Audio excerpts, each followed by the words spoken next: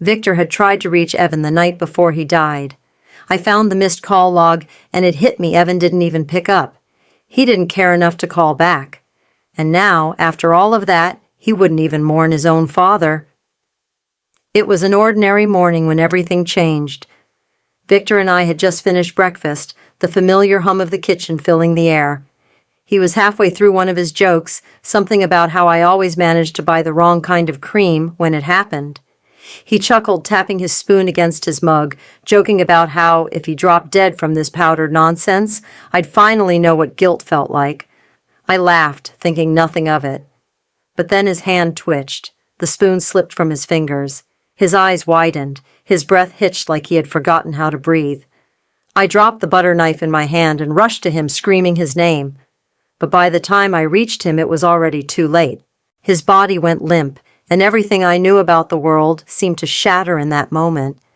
I couldn't even call 911 fast enough before I felt the coldness spread through his body. The paramedics arrived, and all I could hear were words like massive, irreversible, and DNR, but I already knew. I knew from the way his head slumped against his shoulder, from how his fingers felt like ice when I held them. I was numb. The house felt too loud and too quiet at the same time. The world outside went on, but my life was in pieces. I sat there staring at the floor, trying to hold on to the last remnants of what I knew, what I had just lost. Then I picked up the phone. My hands were shaking as I dialed Evan's number. It rang 5 times before he picked up. "Evan," I whispered, struggling to get the words out. "It's Dad. He just collapsed. He's dead."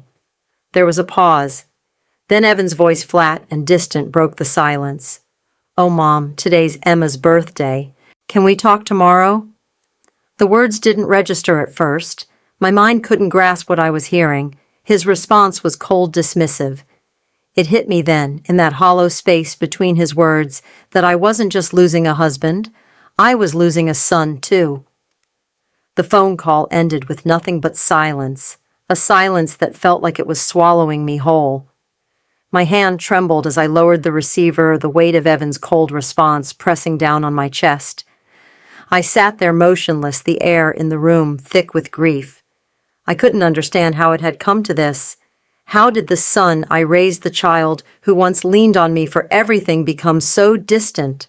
For the rest of the day, I couldn't shake that moment. Every time I closed my eyes, I saw Victor's lifeless body slumped at the kitchen table, his final joke hanging in the air like a cruel reminder of everything we'd lost. The house felt empty. The echoes of my own voice in my head were louder than the silence that surrounded me. It wasn't just the loss of Victor that was eating away at me. It was the overwhelming silence from Evan. His absence, the indifference in his voice, the way he seemed to move on with his day as if nothing had happened. It was like I was invisible to him. That night, I found myself sitting in the dark, staring at the phone in my hand. It was a strange feeling holding the phone, waiting for a call that never came. I had hoped foolishly, perhaps, that Evan would reach out, that he would feel something, anything, that might indicate that he cared. But there was only the stillness, the uncomfortable silence that was growing between us. Victor had tried to reach him the night before, I remembered. I had seen the missed call log on his phone when I was cleaning up the kitchen, when my hands were still shaking from the shock of losing him. Victor had called Evan, likely just to check in, maybe to talk about the usual things, nothing special, nothing urgent, but still a call that would have meant something. But Evan didn't pick up. He didn't even call back. I had no idea what was going on in his life, but I knew that for whatever reason he had chosen to ignore his father's call, and now I was left holding the pieces of a broken relationship that I didn't know how to fix. The days passed, each one blending into the next like a never-ending fog. The funeral preparations came, but it felt like a blur. When I called Evan to confirm the time and details, it wasn't his voice that answered, but Emma's. She sounded cheerful, almost rehearsed, as if the news of Victor's death hadn't even touched her. "Oh, Nathan's still thinking about it," she said, when I asked if Evan would be there. "You know, we've got this weekend getaway planned, and with the cancellation fees, he's not sure if he can make it, but we'll be there if we can." Her words hit me like a slap in the face. It wasn't just the lack of empathy, it was the tone, the way she trivialized everything, as if my husband's death was just another inconvenience in their carefully planned weekend. I didn't say much after that. What was there to say? It was clear to me that Evan had no intention of coming. The thought of him choosing a weekend getaway over his father's funeral made me want to scream, but instead I hung up without a word.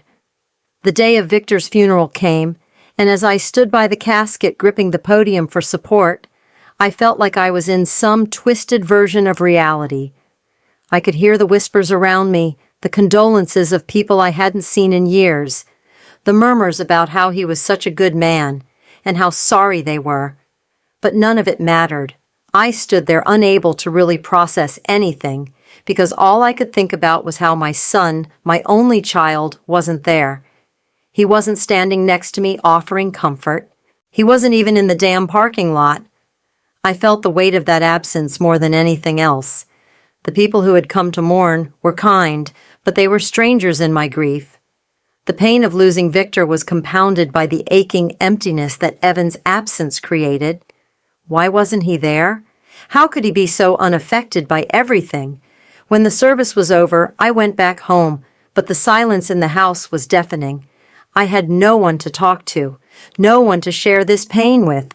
It was just me now, just me and the memories of a life that had been torn apart in an instant. The next few days were unbearable. I tried to keep busy, sorting through Victor's things, making arrangements for his burial, but nothing could fill the void left by his absence. And then came the moment that shattered everything. I saw a picture on social media. Emma had posted a photo of herself in a bright pink dress, holding a mimosa captioned "Best birthday ever, love my hubby." The photo was posted during the funeral while I was standing there beside Victor's casket, trying to hold it all together. I stared at the screen, my hands shaking, as the tears began to fall. I couldn't believe what I was seeing. How could they be so selfish? How could Evan, my own son, be so cold? I had never felt so abandoned in my life. That night, I tried to sleep, but the emptiness was suffocating. I could feel Victor's absence in every corner of the house, in every room where we had spent our years together. I reached out for him in the darkness, instinctively wanting to feel his presence, but all I found was the cold sheets beside me. In the midst of all this, I knew I had to face the truth. My son, the one I had given everything to, was no longer the person I thought he was. He had chosen his girlfriend's birthday celebration over his father's funeral.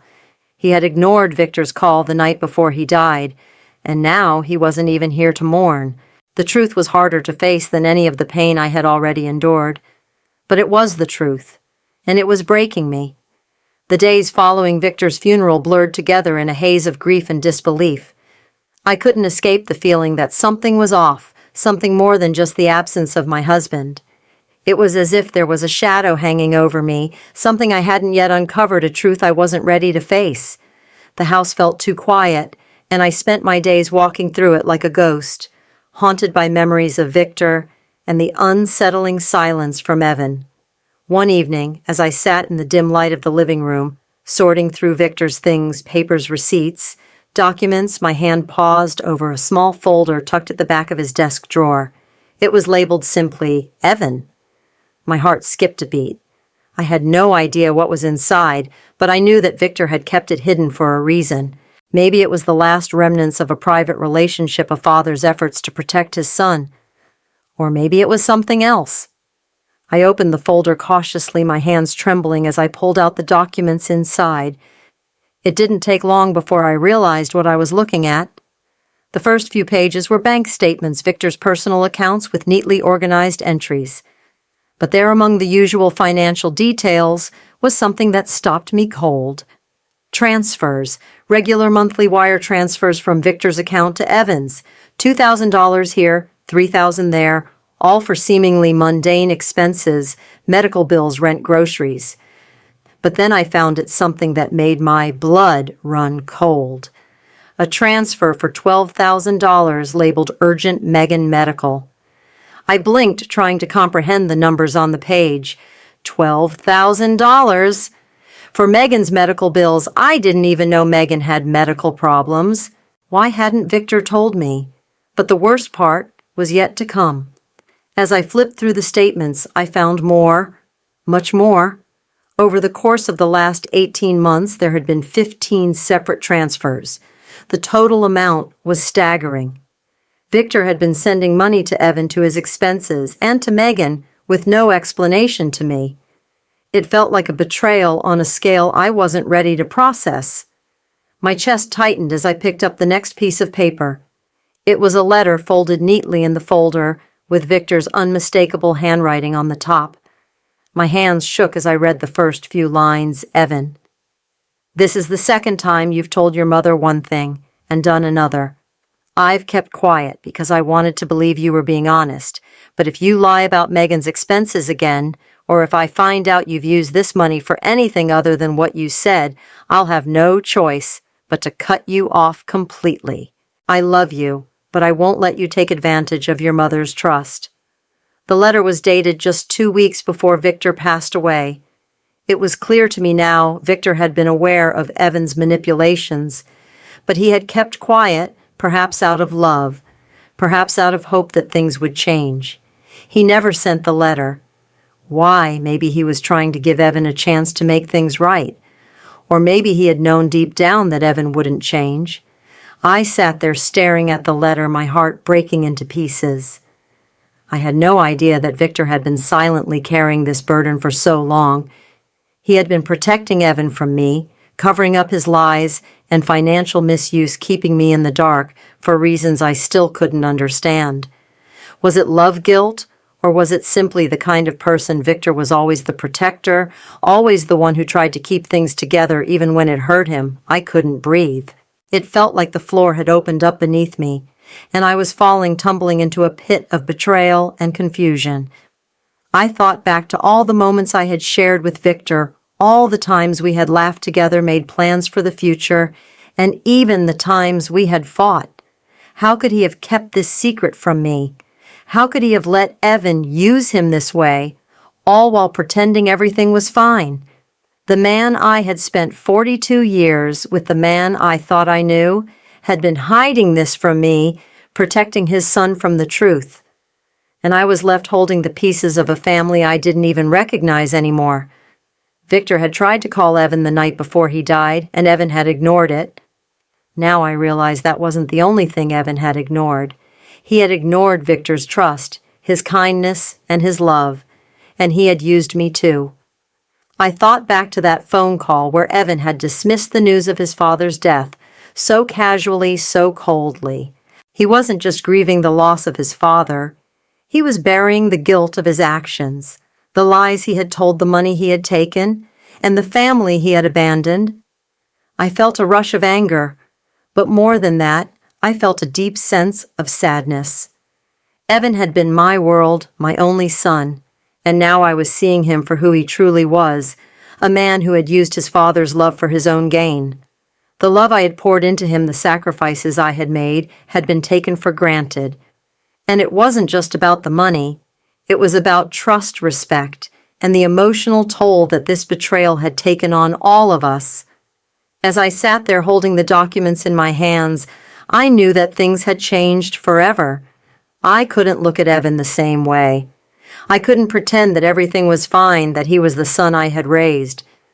The man who had ignored his father's death and taken advantage of his father's love was no longer the person I thought I knew. And the worst part was, he didn't even seem to care. I closed the folder, my hands trembling as I locked it away in the filing cabinet. It was time for me to make a decision. Victor had kept his promise to protect Evan, but now it was up to me to protect what was left of our family, even if that meant cutting ties with the son who had betrayed us both. The silence between Evan and me was now permanent, a wall, built from years of secrets, lies, and broken trust. And I didn't know how or if it would ever come down. Days passed after the funeral, but the silence between Evan and me felt suffocating. I tried to focus on the little things, the mundane tasks that could distract me from the whirlwind of emotions I was facing. But nothing seemed to fill the void left by Victor's absence. or by the growing realization that my son Evan was someone I no longer recognized. His cold response to Victor's death, his absence at the funeral, and the discovery of his financial manipulations were like daggers to my heart. I wanted to believe there was some misunderstanding, some explanation that could make sense of it all, but deep down, I knew the truth was far worse than I had imagined. Then one afternoon the doorbell rang. I knew it was Evan before I even opened the door. I could feel it in the air, a heavy anticipation, as if the universe had decided it was time for this confrontation. My hand hesitated on the doorknob. I hadn't seen him since the funeral, and I had no idea what I would say to him. But I knew one thing for sure, I wasn't going to stay silent anymore. When I opened the door there, he stood Evan. He looked the same, yet somehow different. His expression was stiff, his eyes avoiding mine, and there was a hint of discomfort in the way he stood. He didn't say anything at first, just shifted his weight awkwardly from one foot to the other, as if waiting for me to speak. "Come in," I said, my voice barely above a whisper. He stepped inside, and I led him into the living room. The tension between us was thick, palpable. I could feel the words building up inside me, but I held them back, waiting for him to speak first. But he didn't. Instead, he sat down on the edge of the couch, hands clasped tightly in his lap. It was as if he had come not out of sorrow, but out of obligation. There was no emotion in his eyes, no sign of the grief that should have been there. Just a distant, almost cold indifference. I couldn't stand it anymore. "Evan, why weren't you at the funeral?" I asked, my voice trembling with a mix of pain and anger. "You didn't even call. You didn't even try to be there for me. For your father." He shifted uncomfortably, avoiding my gaze. I didn't think I could handle it, Mom. Megan and I had plans. It was her birthday, and she's been going through a lot lately." "Plans," I interrupted, my voice rising. "Plans. Your father just died, and you were too busy with her birthday to even show up for him, Bahame. This isn't just about your stupid brunch, Evan. This is about family, and about the fact that you didn't even try to be there for the people who love you." Evan opened his mouth to speak, but the words faltered. He rubbed the back of his neck, his eyes darting around the room. "I'm sorry, Mom. I didn't know what to do. I didn't know what you wanted from me. What I wanted," I said, my voice shaking, "was for you to show up, for you to be present, for you to show some sign that you care." There was a long, painful silence. I could feel my heart pounding in my chest, and I knew I had to say what had been eating away at me for days. "And what about the money, Evan?" I asked, my voice low but firm. "What about all those transfers from Victor's account, the ones for you for Megan? You've been using him, haven't you? And you didn't even have the decency to tell me." His face went pale, and for the first time I saw a flicker of something guilt, shame. But it was gone just as quickly as it had appeared. He cleared his throat and looked down at his hands. "Mom, I don't know what you're talking about," he said, his voice almost too calm, too rehearsed. "What transfers? I didn't." "Don't lie to me, Evan. I cut him off. I found everything. The bank statements, the transfers, $2,000 here, $3,500 there, and that $12,000 for Megan's medical bills. Don't you dare try to deny it. Victor knew what you were doing. That's why he wrote you that letter. The letter I found, the one he never sent. He knew you were taking advantage of him, but he didn't tell me. He tried to protect you, but I'm done protecting you." Evan's expression faltered for a brief second, but he quickly regained his composure. He looked away, his lips pressed into a tight line. "I didn't ask him to send me that money. I told him not to. He insisted. He knew things were tight, and he just helped out." "Helped out," I repeated incredulously. "This wasn't help, Evan. This was manipulation, and you let him. You took advantage of his love for you for us, and now he's gone, and I'm left here picking up the pieces." He didn't respond right away. Instead, he shifted uncomfortably in his seat, his gaze flicking to the door. I could see the conflict in his eyes, the guilt, the anger, the frustration. but all of it seemed to be directed inward. He wasn't sorry for what he had done. He was sorry for getting caught. That was the truth. And Megan? I asked, my voice steady now, though the anger still simmered beneath the surface. What part did she play in all of this? Because it's clear to me that she has some influence over you, and I can't keep pretending that she doesn't. She pushed you to ignore your father's funeral, didn't she? You've been doing everything for her while your own family is falling apart. Evan's eyes darkened, and I saw a flash of defensiveness. Megan didn't. I know what she did. I interrupted, my voice hardening. She manipulates you, Evan. She's always been in control. And you've let her. You've let her take priority over your own family, over your own father. And now you're sitting here pretending that none of this matters. His eyes darted to the floor, and for a moment I thought he might actually say something that would make this conversation worth having. But instead he just shrugged. I didn't know it would get this bad, Mom. I thought we could fix things later, but I see now that I've made a mess of everything. Yeah, you have, I said quietly. But it's not just about the mess. It's about what you've done to this family. And I'm not sure how to fix that, or if I even want to anymore. Evan didn't respond. The silence between us grew thick and suffocating. He was still my son, but I didn't recognize him anymore. And I realized in that moment that the person who had left me here to pick up the pieces wasn't the son I had raised. It was someone who had become a stranger, someone who had chosen betrayal over love. Emma's influence on him was undeniable, and I could see now that it wasn't just about money. It was about control manipulation and a choice to prioritize everything else except the family that had always been there for him. The silence that followed Evan's visit was deafening. He left without saying much, just a few mumbled excuses and promises to think things over, but there was nothing left to think about. The truth had been laid bare, and I had no illusions left about who my son had become. I couldn't stand to look at him the same way anymore. The trust I had once placed in him, the love I had nurtured for him, had been shattered, and now I was left with nothing but the cold reality of betrayal. The more I thought about it, the more I knew what I had to do. I had spent my entire life building a family, a home, a legacy. But what had it all been for? So that Evan and Emma could tear it apart?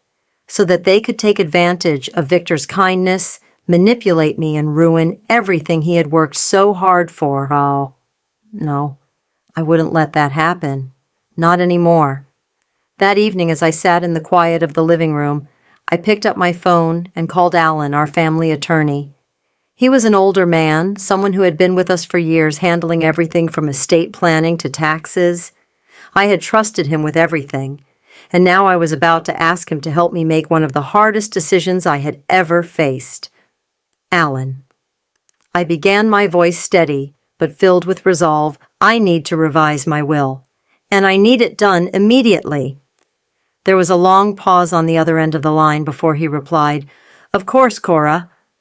But you've never made any changes before. What's going on?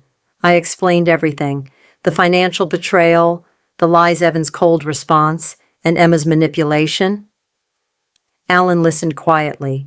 No interruption, just the sound of his breathing as he took it all in. I understand, he said, after a moment. We'll handle this properly. Don't worry. The next day I sat down at my desk, my hands shaking slightly as I began to write. The decision had been made. I was going to leave everything to Sophie. Sophie, my sweet, kind granddaughter, the one person in this entire mess who hadn't let me down. The one person who had shown me more love, loyalty, and strength than anyone else in this family. She was the future, and I was going to make sure that she would be the one to carry on the legacy that Victor and I had built. I worked through the night carefully drafting the terms of the new will and the trust that would accompany it. Every detail had to be perfect. I had to ensure that Sophie would inherit everything once she reached adulthood, but with strict conditions. I wasn't going to let Evan or Emma come in later and challenge her inheritance as they had done with everything else. They had proven time and again that they couldn't be trusted. So I made sure the trust was airtight. No loopholes. No chance for them to manipulate their way into what wasn't rightfully theirs. In addition to the trust, I wrote a letter to Sophie. I needed her to understand why this decision was being made and why it was so important. She deserved to know the truth about what had happened about the family that had betrayed her and the strength it took for me to make this decision. Dear Sophie, I know this may be a lot to take in, but I want you to understand the choices I've made and the reasons behind them. Your grandfather and I spent our lives building something special, a home, a family, a legacy. But over the years, things have changed. People have changed, and I've had to face the painful truth that not everyone who shares our name deserves the gifts we've worked so hard to give. Your father, Evan, has made choices that have hurt this family. He has taken advantage of the love and trust we placed in him.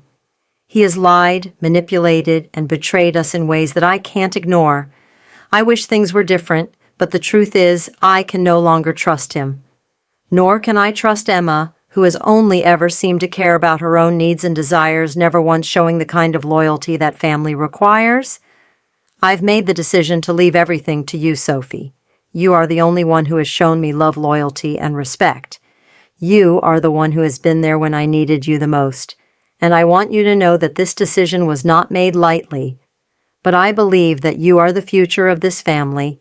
You are the one who will carry on our legacy and our values. The trust I've put in place will ensure that you will have everything you need to live a full and meaningful life. But it comes with responsibility. It comes with the knowledge that as you grow older, you will have to make choices that define who you are, just as I have had to do. And while I may not be there to guide you, I have every faith that you will choose wisely with the same kindness and strength that you've always shown. I am proud of you, Sophie, and I want you to know that no matter what happens, you will always be my legacy.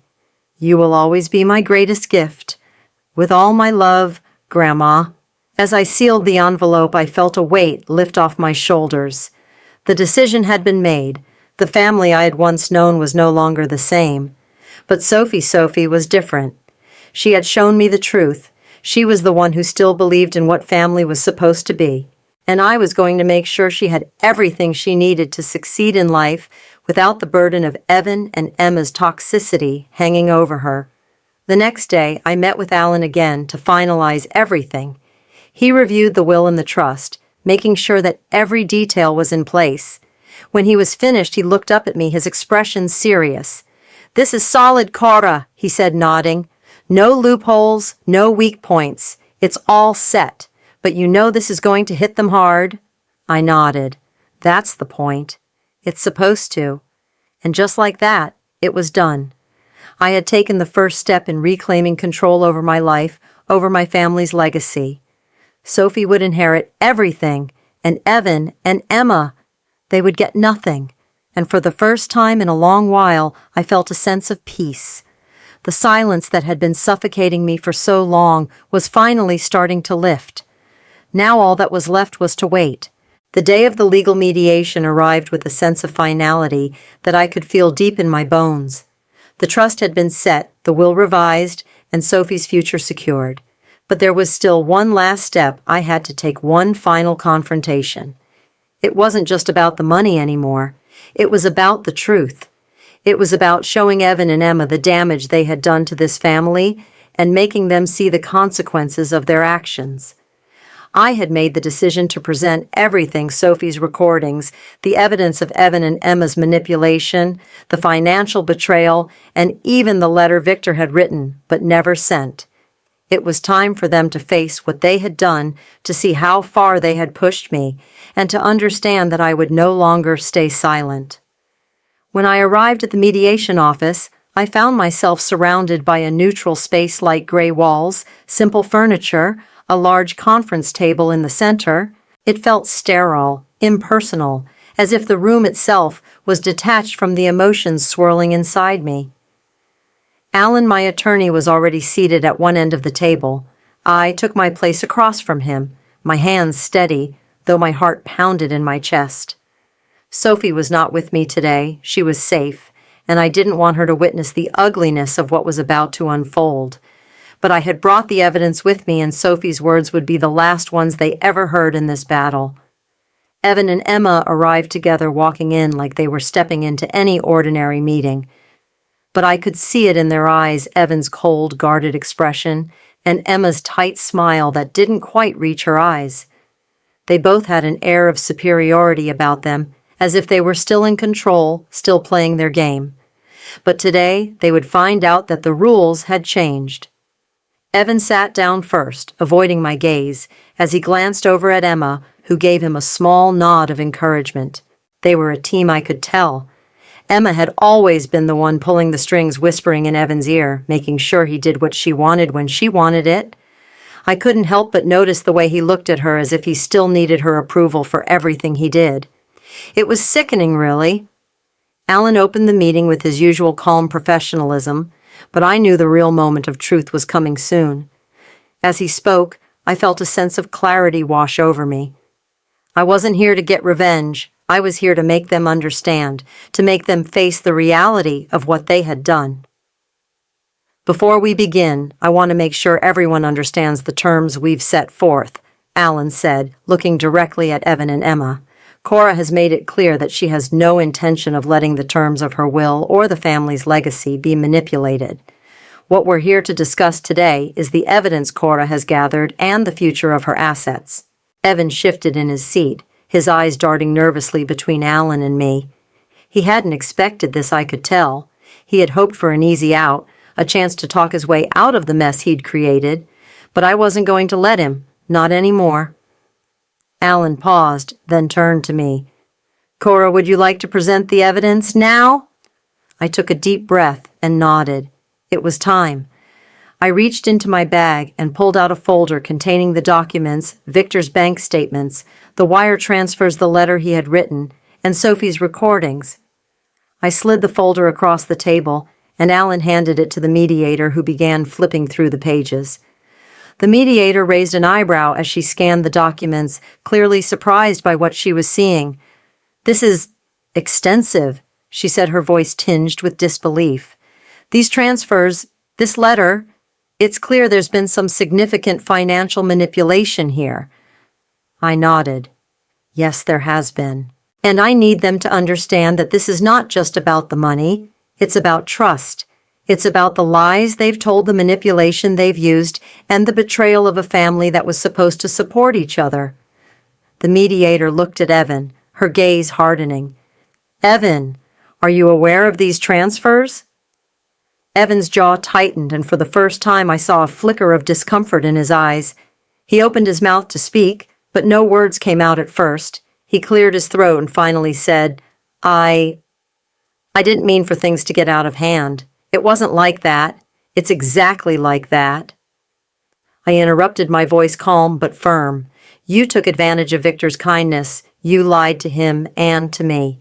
And now you're sitting here trying to pretend like nothing happened.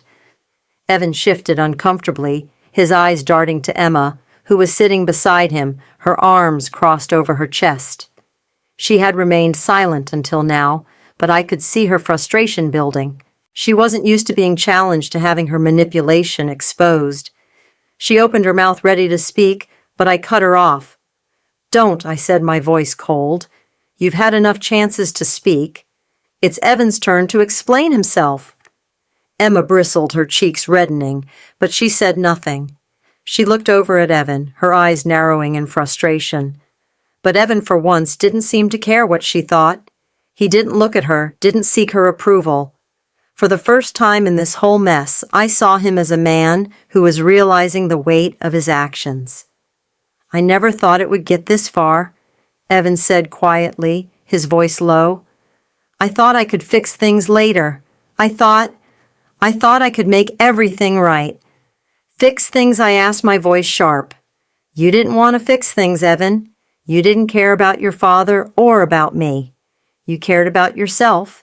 You cared about what Emma wanted, what you wanted, and now you're here trying to make it sound like you're the victim. Evan fell silent, his shoulders slumping. I could see the weight of the truth settling in on him. He had never been good at taking responsibility for his actions, but now the reality was staring him in the face. He had betrayed me. He had betrayed his own father, and now he had nowhere to hide. The mediator turned to Emma, her tone more probing now. "And you, Emma? What's your role in all of this?" Emma's face turned bright red, but she held her ground. "I didn't do anything wrong," she said, her voice defensive. "I didn't make him do anything. We were just trying to help. We were just doing what we thought was right." "Help," I scoffed. "You've been manipulating him, controlling him, and using him for your own gain. You've made him think that his family isn't important. You've made him believe that everything we built together means nothing." But Emma wasn't done. "This is insane," she said, her voice rising. "You can't just throw us out of the family like this. You're punishing us for— I'm punishing you for the lies." I interrupted, my voice steady. "For the betrayal, for the way you've both hurt this family." Evan sat there silent, his eyes downcast. Emma continued to protest, but the words didn't reach me anymore. They were hollow empty. She didn't get it. She never would. In the end, it was clear. Evan was broken, but not enough to take responsibility for what he'd done. Emma remained defiant, refusing to acknowledge the consequences of her manipulation. But I had done what I needed to do. I had made them face the truth. And as we left the mediation room, I felt a sense of finality. The battle wasn't over, but the truth had been spoken. It would take time, but eventually they would understand that their actions had severed the ties that once bound us, and maybe, just maybe, they would start to feel the weight of what they had lost. It had been a few weeks since the legal mediation, and while I had hoped that some form of reconciliation might occur, I knew in my heart that nothing would ever truly change. Evan remained the same, defensive, distant, unwilling to take responsibility for his actions. Emma, on the other hand, had continued her charade of victimhood, manipulating him at every turn. But amid all this chaos, there was one person who stood out: Sophie. My granddaughter had always been a quiet force in my life, a beacon of light in a family overshadowed by lies and manipulation. For years I had watched her grow into a young woman, strong, compassionate, and wise beyond her years. But it wasn't until after the legal mediation that I truly began to see just how much Sophie had changed, how much she had grown. It was as if the weight of the family's dysfunction had finally been lifted from her shoulders, and she was ready to step into her own future. The day Sophie turned 18 was a quiet one, but for me, it was a turning point. She had been through so much, yet she remained resilient, holding on to the values I had tried so hard to instill in her. And that evening, Sophie came to me with a decision, one that both moved me and broke my heart. Grandma Sophie began, her voice steady, but filled with emotion. "I've been thinking a lot about who I want to be, about what I want my future to look like." She paused as if weighing her words carefully. "And I've decided I'm going to change my name." I looked at her, surprised. Sophie had always been proud of her name, proud of the family history behind it. "Change your name, Sophie?" Why, she smiled softly, the kind of smile that came from a deep understanding, a realization that had taken years to reach. "I want to honor you, Grandma. I want to take your name. The name I've carried has always been tied to so much pain, so much betrayal. It's not who I am anymore. I want to be Juliet." I was speechless for a moment, the weight of her words sinking in. Juliet. Her decision wasn't just about a name, it was about reclaiming her identity, rejecting the toxic family dynamics that had nearly consumed her. Sophie was no longer the child who had been caught in the crossfire of Evan and Emma's manipulation. She was ready to stand on her own, to carve out a future for herself, independent of the chaos that had once defined our family. "I'm proud of you," I whispered, my voice thick with emotion. "Juliet is a beautiful name, and it's yours, Sophie. You've earned it." The decision to legally change her name wasn't just an act of rebellion, it was an act of self-liberation. Sophie had spent so many years living under the shadow of a family that had manipulated, lied, and used her for their own gain. But now she was reclaiming her identity, her sense of self, and that was something I could never be more proud of. A few weeks later, Sophie graduated from high school, and it was a day I will never forget. It wasn't just about the ceremony or the cap and gown. It was about the journey she had taken to get there, the strength she had shown in overcoming the darkness that had once threatened to swallow her. Sophie, now Juliet, walked across that stage with a sense of purpose, her head held high, her eyes focused on the future. As I sat in the audience watching her, I couldn't help but feel an overwhelming sense of pride. This was the moment I had waited for, a moment where Sophie finally stepped into her own power, where she became the woman I had always known she could be. And as she turned to look at me, a smile broke across her face. It was the same smile I had seen 1,000 times before, but now it was filled with something new: hope. Hope for the future. Hope for a life free of the burdens of the past. But as proud as I was of Sophie, I couldn't ignore the presence of Evan. He was there, sitting quietly at the back of the auditorium, alone. He hadn't come to the ceremony to support Sophie. He hadn't come to offer his congratulations. He had come because it was the bare minimum. He hadn't even made an effort to reconnect with Sophie, to be a father in her moment of triumph. He was still the same man who had chosen his girlfriend over his father's funeral, the same man who had chosen money over family. And now he sat there disconnected, a ghost of the son I once knew. It was clear to me now that Evan was no longer part of Sophie's future. He had made his choice. And as I watched him sitting in the back row, I realized that the gap between us had become unbridgeable. He wasn't the son I had hoped he would be. He wasn't the man I had raised. And he wasn't a father who deserved to be in Sophie's life. The ceremony continued, but I couldn't take my eyes off Sophie or Juliet as she walked across the stage. She had claimed her identity, she had taken control of her future, and she was no longer tied to the lies and manipulations of the past. For the first time in years, I felt the weight of my own decisions begin to lift. I had protected Sophie from the worst of the family's betrayal, and now she was stronger because of it. Later that evening, after the graduation party had ended and the guests had left, Sophie and I sat together in the quiet of the living room, just the two of us. She curled up next to me on the couch, resting her head on my shoulder. "Grandma," she said softly, "thank you for everything. For protecting me, for helping me see the truth." I smiled, my heart swelling with love. "You don't need to thank me, Sophie. You did all of this on your own. You're stronger than you know." Sophie, now Juliet, had finally taken back what was hers. She had reclaimed her identity, and in doing so, she had reclaimed her future. And no matter what happened next, I knew she would be okay. She had the strength to face whatever came her way, and she would do so with the same courage and grace that had gotten her this far. As I looked at her, I felt a peace I hadn't known in years. My family, once shattered by betrayal and deceit, was healing, slowly but surely. And for the first time in a long time, I believed that Sophie's future, Juliet's future, was bright, filled with hope, love, and the promise of a life free from the toxic legacy that had haunted us for so long.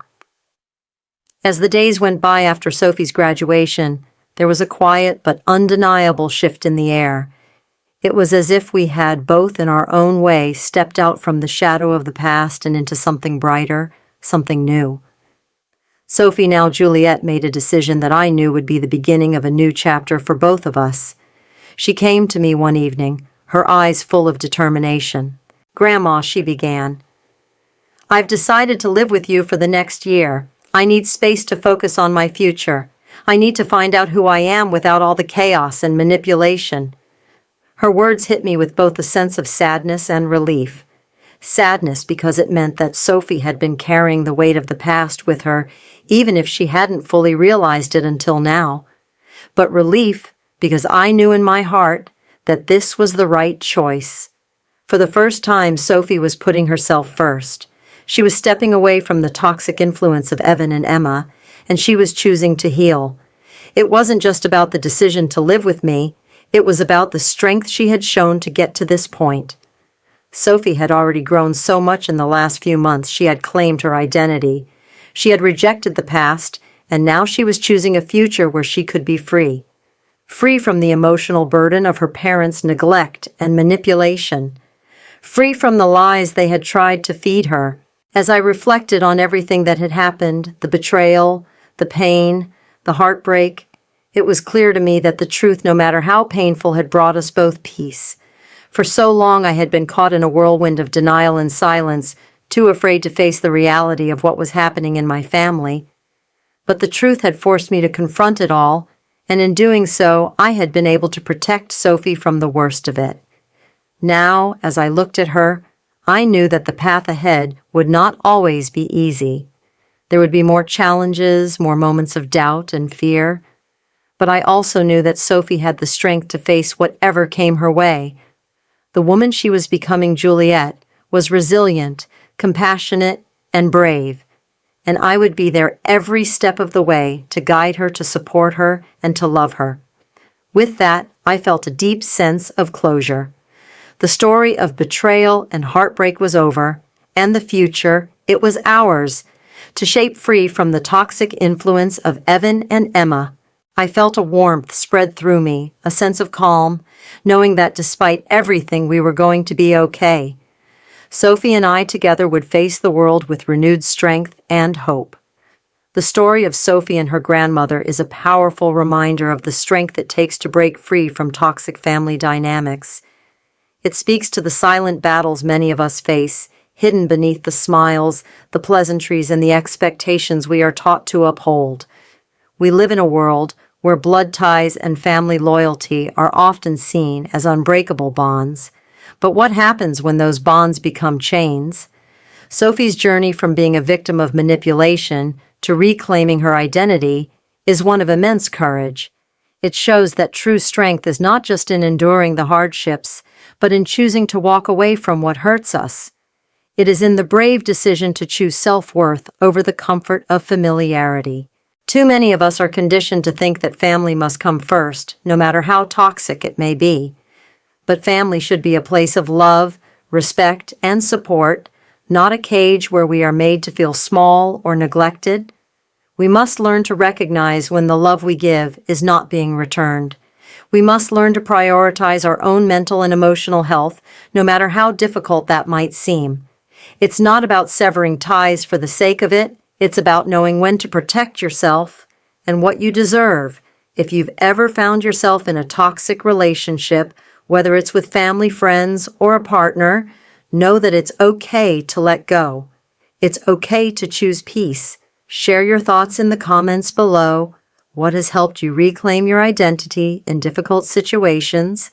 Let's talk about it and support one another.